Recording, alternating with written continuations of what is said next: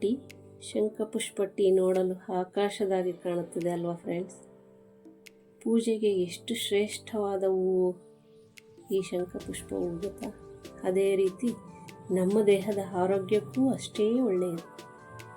ಇದರ ಪ್ರಯೋಜನ ತಿಳಿದುಕೊಂಡ್ಬಿಟ್ರೆ ನೀವು ಡೈಲಿ ಕುಡಿತೀರಿ. ದೇಹದಲ್ಲಿರುವ ಕೊಲೆಸ್ಟ್ರಾಲ್ ನಿಯಂತ್ರಣದಲ್ಲಿರುತ್ತೆ, ಜ್ಞಾಪಕ ಶಕ್ತಿ ಹೆಚ್ಚಿಸುತ್ತದೆ, ಚರ್ಮದ ಕಾಂತಿ ಹೆಚ್ಚುತ್ತದೆ, ಮತ್ತು ಕೂದಲಿನ ಬೆಳವಣಿಗೆನೂ ಚೆನ್ನಾಗಾಗುತ್ತೆ, BP ನಿಯಂತ್ರಣದಲ್ಲಿಡುತ್ತೆ. ಬೆಸ್ಟ್ ಪಾಯಿಂಟ್ ಇನ್ನೊಂದು ಹೇಳ, ತೂಕ ಕಡಿಮೆ ಮಾಡುತ್ತೆ ರೀ.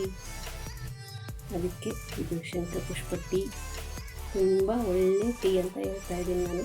ಇದನ್ನು ಮಾಡೋ ವಿಧಾನ ಹೇಳ್ಕೊಡ್ತೀನಿ ನೋಡಿ.